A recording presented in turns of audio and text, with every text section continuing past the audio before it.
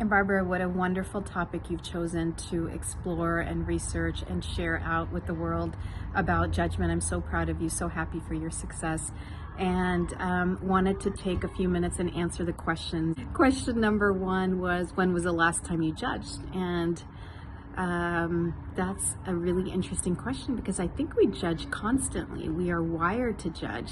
In fact, the judgment that we possess or don't possess reflects our ability to protect ourselves, our families, to gauge situations that are safe, that are not safe, gauge hunger, thirst, kind of basic survival things. But as we've evolved, it allows us to navigate relationships with family, relationships at work, complex dynamics. And I think judgment is a big part of that. So when was the last time I judged? Constantly, this morning, right before I made this video, for example.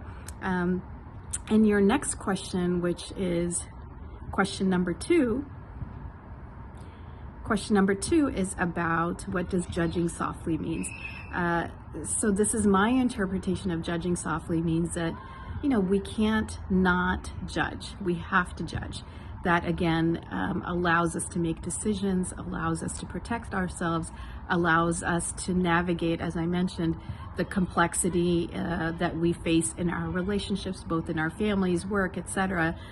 So we can't not judge, but what we do have to acknowledge is that we all have inherent biases that we bring into judgment, which can be good, which can be bad, but it's being aware of these biases as we go into a situation, as we're trying to make decisions, gauge others. That's what judging softly means to me, is just that awareness.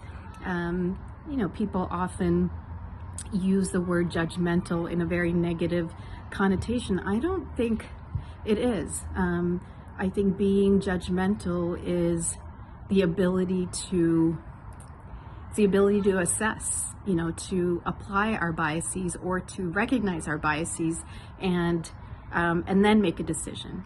So judging softly to me means the awareness of our biases and just being cognizant of that going into new situations. The other thing that it means to me is just taking a moment to think about the other person or person's point of view in any particular situation. We arrive to judgment very quickly. Again, I think that's how our brains are wired, to be able to make quick assessments.